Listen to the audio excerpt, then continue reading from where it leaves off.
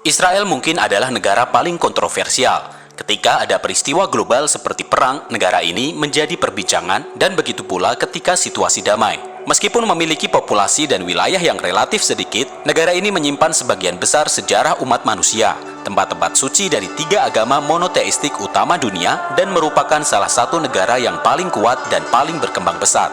Negara ini telah memberikan banyak kontribusi ilmiah dan teknologi, sementara juga menjadi pusat konflik permanen di wilayahnya.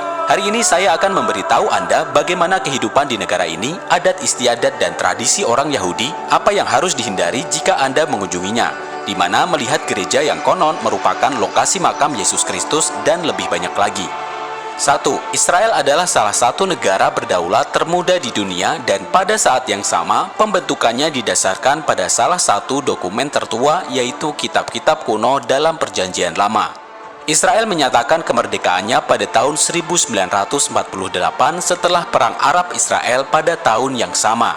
Ketika Perang Dunia Pertama berakhir, Palestina muncul, di mana Muslim dan Yahudi tinggal bersama dan terlibat dalam konflik konstan hingga perang berakhir pada tahun 1948.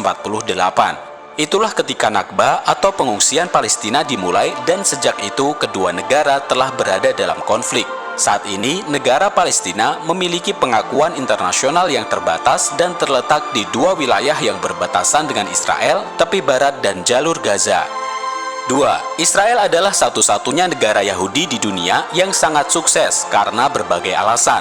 Diaspora Yahudi pertama yang signifikan terjadi pada tahun 586 sebelum Masehi, yang dikenal sebagai pembuangan Babel. Setelah Babel menguasai kerajaan Yehuda, sebagian Yahudi dideportasi ke perbudakan. Yahudi selalu menjadi minoritas di negara tempat mereka tinggal, yang memberi mereka insentif untuk unggul. Karena menjadi minoritas, mereka juga memiliki jaringan sosial yang kuat yang memungkinkan mereka untuk saling membantu dan berkembang dalam kehidupan pribadi dan profesional. Selain itu, mereka selalu siap untuk perang karena ancaman eksternal. Dan karena memiliki sumber daya alam yang sedikit, mereka lebih mengutamakan pengembangan pendidikan dan manusia, seperti Jepang, Taiwan, atau Singapura. Akhirnya, dengan wilayah yang relatif kecil, mereka memiliki konsentrasi orang berbakat yang tinggi, yang memudahkan inovasi dan budaya intelektual. 3. Israel adalah satu-satunya negara di dunia yang berhasil menghidupkan kembali sebuah bahasa yang telah punah. Setelah diaspora Yahudi, populasi mulai menggunakan bahasa lain, dan bahasa Ibrani hanya digunakan untuk urusan keagamaan. Dengan munculnya nasionalisme Yahudi, yaitu Zionisme, upaya untuk memulihkan bahasa Ibrani dimulai, dan saat ini merupakan bahasa resmi negara tersebut. Sebaliknya, bahasa Aram hampir punah dan hanya digunakan di beberapa tempat di Suriah. Kedua bahasa ini ditulis dari kanan ke kiri dan dari atas ke bawah. Perjanjian Lama ditulis dalam bahasa Ibrani, dan banyak nama umum berasal dari bahasa ini, seperti Sarah, Maria, Anna, Miguel, Juan, atau Rafael. 4. Zahal adalah sebutan untuk angkatan pertahanan di Israel, dan mereka belum pernah kalah dalam perang. Meskipun memiliki populasi yang kecil, negara ini memiliki salah satu tentara terkuat di dunia, mengungguli negara-negara dengan populasi yang jauh lebih besar seperti Kanada, Spanyol, Vietnam, Thailand, Meksiko, atau Argentina. Tentaranya termasuk dalam 20 tentara terkuat di dunia, dan di antara ini, Israel adalah satu-satunya negara dengan kurang dari 10 juta penduduk. Dipercaya bahwa negara Israel memiliki senjata nuklir antara 80 hingga 400 kepala nuklir, dan memiliki kemampuan untuk menggunakan mereka melalui pesawat, rudal yang ditembakkan dari kapal selam, dan rudal balistik antar benua dan menengah. Mereka juga unggul dalam desain dan pembuatan drone, seperti Heron TP, Hermes 900, Tactical Heron, atau Bird Eye 650. 5. Jika Anda pergi ke Israel, berjalan di jalanan Yerusalem atau pantai Tel Aviv dan melihat orang-orang dengan senjata, jangan panik. Wajib militer adalah kewajiban dan umum bagi laki-laki dan perempuan Israel untuk melakukan kegiatan sehari-hari sambil membawa senjata dan mengenakan pakaian militer. Pria bertugas selama minimal 32 bulan dan wanita selama 24 bulan. Mereka dapat bertugas di berbagai unit pendaki gunung, angkatan perang bawah air, unit Oket, Shayetet 13, Sayeret Matkal, unit Skylark, unit Yahalom, dan lainnya. 6. Di antara unit khusus Israel, Shayetet 13 menonjol, yang menghususkan diri dalam operasi sabotase, intelijen maritim, penyelamatan, pendaratan, dan serangan darat dan laut. Unit lainnya adalah Skylark yang mengoperasikan drone atau kendaraan udara tak berawak yang mengkhususkan diri dalam pengintaian, pengawasan, penyelamatan, pencarian, atau transportasi. Ada juga unit elit Moran yang telah berpartisipasi dalam semua perang dan operasi sejak pembentukannya pada tahun 1982. Kegiatan unit ini diklasifikasikan dan menurut Israel mereka dapat melacak dan menghancurkan target hingga 20 km. 7. Israel adalah salah satu negara dengan teknologi paling maju, memiliki lebih dari 4.000 perusahaan di sektor ini. 60 dari 500 perusahaan teknologi terbesar di dunia berasal dari Israel, hanya di belakang Amerika dan Cina. Pekerja dan perusahaan Israel telah berkontribusi dalam pembuatan perangkat keras Apple, Google, Intel, Microsoft, dan perusahaan besar lainnya. Hal ini sebagian disebabkan oleh negara tersebut menghabiskan sebagian besar sumber dayanya untuk penelitian pendidikan yang sangat baik di Israel, dan mungkin karena daya saing yang merupakan ciri khas negara dan warganya. 8. Israel adalah negara kedua dengan jumlah siswa yang melanjutkan ke perguruan tinggi, hanya di belakang Kanada. Universitas-universitas berfungsi sebagai pusat pengajaran dan penelitian, mendidik siswa untuk mengambil inisiatif dalam penelitian dan keterampilan kewirausahaan. Di sisi lain, secara budaya, pendidikan sangat dihargai dan orang dewasa mendorong ini pada anak-anak mereka sejak dini. 9. Ada beberapa hal yang sebaiknya Anda tidak lakukan di Israel dan Anda perlu tahu. Jangan berbicara tentang politik, karena sejarah Israel dan Yahudi serta konflik yang konstan.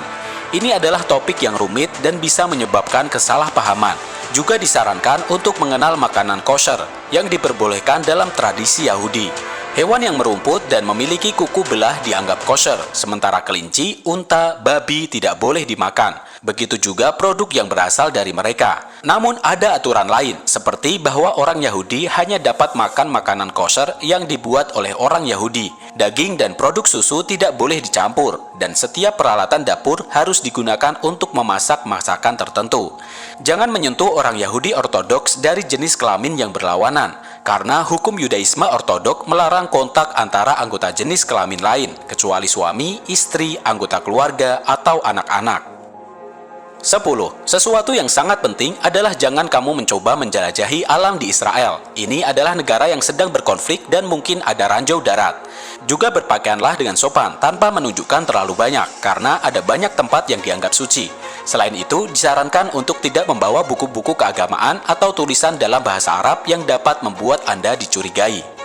11. Kalender Ibrani adalah kalender lunisolar. Untuk bulan, mereka menggunakan perputaran bulan mengelilingi bumi, dan untuk tahun, mereka menggunakan perputaran bumi mengelilingi matahari. Kalender ini dimulai dengan Kitab Kejadian, buku pertama dari Taurat dan Perjanjian Lama, dan terdiri dari algoritma perhitungan astronomis dan matematis. Tahun Gregorian 2020 setara dengan tahun Ibrani 5780. 12. Yom Kippur adalah hari paling suci dalam agama Yahudi, dikenal sebagai hari pertobatan, pengampunan, dan penebusan. Hari ini jatuh pada hari ke-10 bulan Tishrei dalam kalender Yahudi. Pada tanggal ini, puasa dilakukan selama sekitar 25 jam sebagai cara untuk menunjukkan penyesalan atas perbuatan buruk dalam setahun terakhir.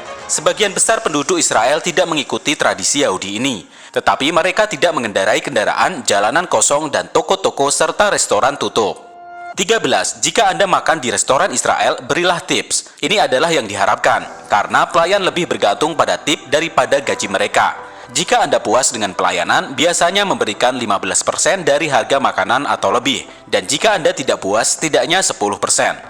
14. Bagi Israel, ibu kotanya adalah Yerusalem, dan seperti seluruh negara, mereka menganggapnya sebagai tanah suci. Dalam Perang 6 Hari pada tahun 1967, Israel merebut bagian timur Yerusalem dan kemudian menyatakan sebagai hari ibu kota abadi dan tidak terbagi. Namun, sebagai hukuman atas aneksasi ini, negara-negara Perserikatan Bangsa-Bangsa memindahkan kedutaan mereka ke Tel Aviv yang merupakan pusat keuangan negara itu. Pada tahun 2018, berdasarkan perintah Donald Trump, kedutaan Amerika Serikat dipindahkan ke Yerusalem. 15. Yerusalem dianggap sebagai kota suci oleh 3 agama besar dunia, Kristen, Islam, dan Yahudi.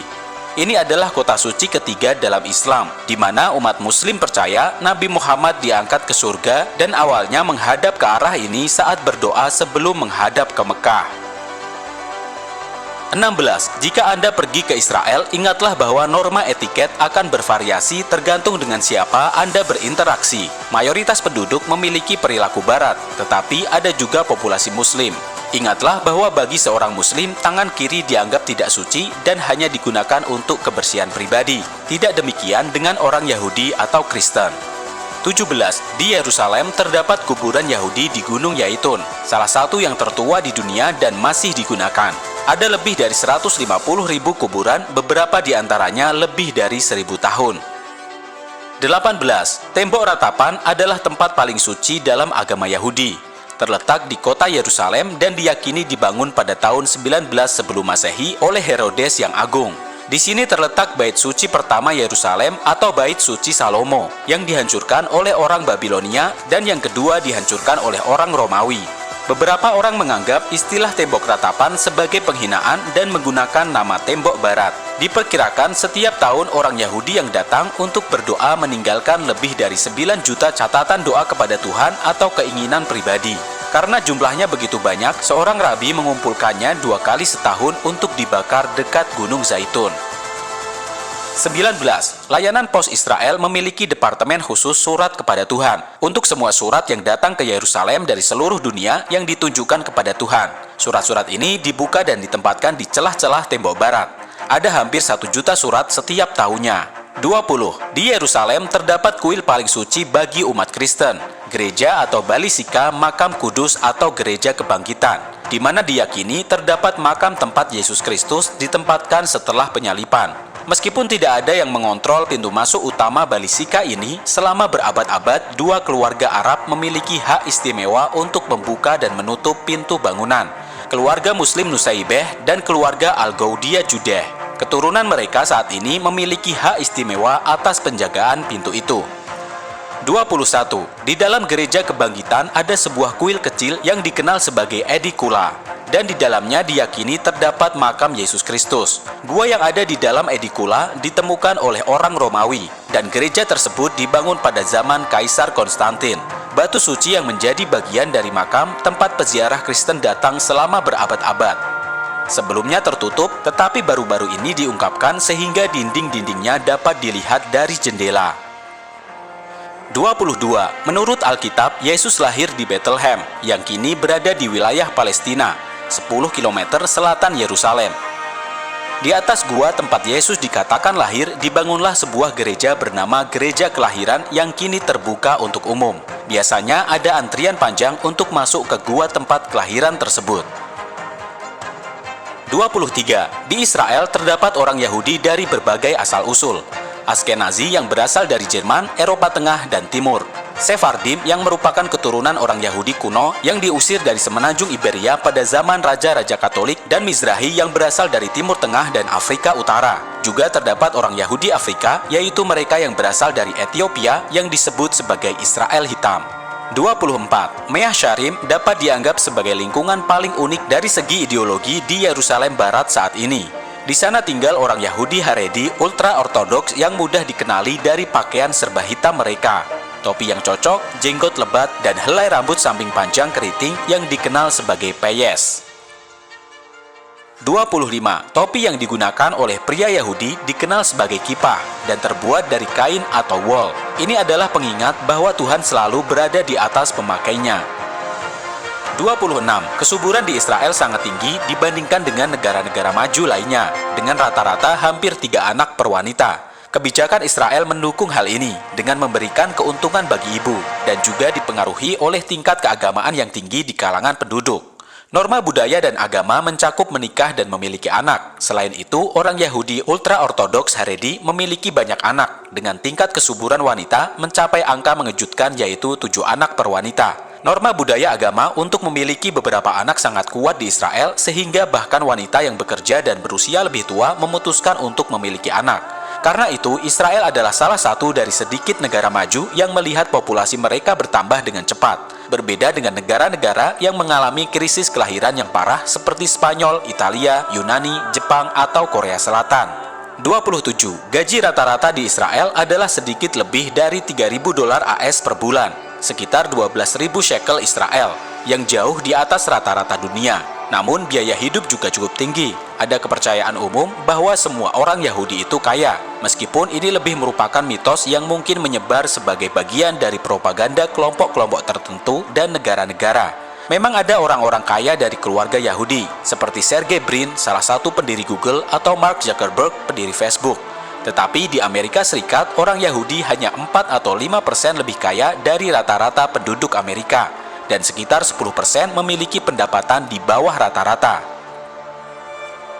28. Di Israel terdapat danau air tawar terendah di bumi, yaitu Laut Galilea, yang memiliki kedalaman maksimum 48 meter dan ketinggian 212 meter di bawah permukaan laut. Dari Yerusalem, Anda juga dapat mengunjungi danau asin terendah di planet ini, yaitu Laut Mati, yang terletak 435 meter di bawah permukaan laut. 29. Hanukkah atau Festival Lampu dirayakan di Israel untuk memperingati pengabdian kuil kedua di Yerusalem dan pemberontakan Makabi. Festival ini berlangsung selama 8 hari, dimulai antara akhir November atau selama bulan Desember, sesuai dengan kalender lunisolar Ibrani. Di sana, menorah 9 cabang atau Hanukkah yang muncul di lambang negara dinyalakan. 30. Orang Israel mengkonsumsi sekitar 23 juta sufganiyot selama festival keagamaan Hanukkah atau festival lampu. Ini adalah donat bulat yang pertama kali digoreng dan kemudian diisi dengan selai atau krim, lalu ditaburi gula halus. 31. Israel adalah negara dengan jumlah museum terbanyak per kapita di seluruh dunia, dengan 280 museum dan jumlahnya terus bertambah. Museum-museum besar seni, arkeologi, dan sains, seperti Museum Seni Tel Aviv, Menara Daud di Yerusalem, dan Observatorium Bawah Air Eilat menarik jutaan pengunjung setiap tahun. 32. Israel memiliki Stonehenge-nya sendiri. Ini adalah situs arkeologi yang disebut Gilgal Rephaim dalam bahasa Ibrani atau Rujem El-Hiri dalam bahasa Arab. Terdiri dari serangkaian lingkaran konsentris yang berakhir dengan sebuah tumulus setinggi 4,5 meter, yang keseluruhannya terdiri dari lebih dari 42.000 batu basalt yang berusia lebih dari 5.000 tahun. 33. Di kota Ashkelon ditemukan kuburan anjing terbesar dari zaman kuno dengan lebih dari 1.300 kerangka anjing. Sebagian besar anak anjing dari ras Kanaan yang dikuburkan antara abad ke-5 dan ke-3 sebelum Masehi. 34. Paskah Yahudi atau Paskah Ibrani disebut Pesach dan merayakan pelarian orang Yahudi dari perbudakan di Mesir. Perayaan ini dimulai dari hari ke-14 bulan Ibrani Nisan, berlangsung selama 7 hari, dan mengkonsumsi makanan yang berasal dari sereal yang difermentasi, yang disebut jamets dilarang. Adatnya adalah makan roti tak beragi yang disebut dengan matzah. 35. Ketika seorang anak laki-laki atau perempuan mencapai apa yang dianggap sebagai kedewasaan pribadi, orang Israel merayakan bar mitzvah, sebuah upacara di mana anak yang sebelumnya membaca kitab suci Yahudi Taurat di depan umum.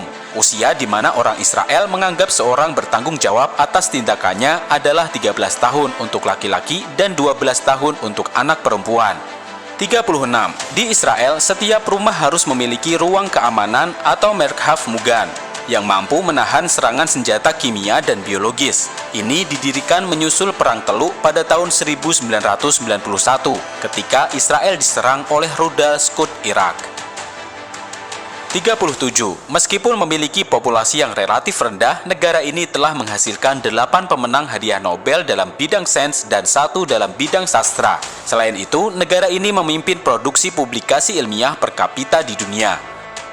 37. Di Israel tidak ada lagi pernikahan sipil, meskipun Kementerian Dalam Negeri Israel mengakui pernikahan sipil yang dilangsungkan di luar perbatasannya. Pernikahan yang diakui hanyalah pernikahan agama, terlepas dari agama yang dianut. 39. Tahun baru di Israel atau Rosh Hashanah dirayakan pada bulan September atau Oktober, tergantung pada bulan Ibrani Tishrei. Ini memperingati hari ketika Elohim atau Tuhan menciptakan dunia, dan perayaan dimulai dengan bunyi shofar tanduk domba. Selama doa pagi, lilin dinyalakan dan pesta diselenggarakan. 40. Palwin adalah merek anggur tertua di Israel. Ini pertama kali diproduksi oleh Palestine Wine and Trading Company yang didirikan pada tahun 1898. Jenis anggur yang berbeda diidentifikasi dengan angka yang merujuk pada rute bus Israel yang berbeda. 41. Kota putih yang disebut dengan Tel Aviv adalah situs warisan dunia UNESCO sebagai pengakuan atas lebih dari 4.000 bangunan Bauhaus atau bergaya internasional yang dibangun di kota ini pada dekade 1930-an dan 1940-an. Tel Aviv adalah kota dengan jumlah bangunan Bauhaus terbanyak di dunia. 42. Hari ketujuh dalam seminggu dan hari suci di Israel adalah Sabat, yang dirayakan dari matahari terbenam pada hari Jumat hingga munculnya 3 bintang pada malam hari Sabtu. Pada hari ini tidak boleh melakukan jenis pekerjaan apapun. 43. Israel memiliki seni bela diri sendiri, Krav Maga atau kontak bertarung, yang merupakan sistem resmi pertarungan dan pertahanan diri yang digunakan oleh Angkatan Pertahanan dan Keamanan Israel. Ini dikembangkan oleh Emil Lisenfeld, seorang Yahudi Cekoslovakia mulai dari tahun 1930-an. 44. Di kawasan Malha di Yerusalem ada kebun binatang bertema Alkitab di mana Anda akan menemukan hewan yang disebut dalam Alkitab Ibrani. Ini juga terkenal karena keberhasilan dalam berkembang biak hewan yang terancam punah. 45. Ilmuwan Jerman terkenal Albert Einstein, seorang ikonsens, adalah orang Yahudi dan pada tahun 1952 ditawari jabatan Presiden Israel tapi dia menolak. Alasannya adalah dia tidak memiliki bakat alami maupun pengalaman untuk berurusan dengan orang dengan cara yang tepat. 46. Karena larangan memasak di Sabat, ada gaya memasak lambat untuk menyiapkan hidangan sehari sebelumnya yang tetap hangat. Ini adalah colen dari orang-orang Askenazi dan camin atau camin dari orang-orang Sefardi. 47. Kompleks pemandian kedua terbesar di seluruh Kekaisaran Romawi dibangun di Israel. Pecinta spa dapat bersantai ala kuno di kompleks berusia 2000 tahun di Hamat Gader. 48. Matkot, yang dalam bahasa Ibrani berarti raket, adalah permainan tenis pantai yang populer di Israel dan sering disebut oleh orang Israel sebagai olahraga pantai nasional mereka. 49. Orang Israel memiliki kata untuk seseorang yang mudah dimanipulasi, yaitu Freier, yang berarti bodoh. Orang Israel suka mendapatkan yang terbaik dari segalanya, harga termurah, kualitas terbaik, rute tercepat, dan lain sebagainya. 50. Di seluruh negara ini ada 180 McDonald's, di mana hanya 50 yang berada di bawah pengawasan kosher, sehingga tutup pada Sabat dan hari libur Yahudi. McDonald kosher pertama di dunia dibuka di Mevaseret Zion pada Oktober 1995. 51. Di Israel, Anda akan menemukan salah satu dari sedikit restoran bawah laut di dunia, yaitu Red Sea Star, yang terletak 5 meter di bawah permukaan Laut Merah. Ini dapat menampung 105 tamu. 52. Ini adalah satu-satunya negara di dunia yang saat ini memiliki lebih banyak pohon daripada 50 tahun yang lalu, karena kebijakan lingkungan untuk mengubah area gurun alami menjadi kebun dan hutan. 53. Israel adalah salah satu dari sedikit negara yang tidak memiliki konstitusi. Hukum-hukum dasar adalah teks-teks dengan karakter konstitusional yang disetujui oleh Knesset atau Parlemen Israel sebagai bab-bab dari konstitusi di masa depan, karena belum ada kesepakatan mengenai penulisan formal dari dokumen tersebut. 54. Di Acre, yang merupakan benteng besar dan terakhir para pejuang salib di Tanah Suci, Anda dapat menjelajahi ruang-ruang dan terowongan yang dibangun oleh para ksatria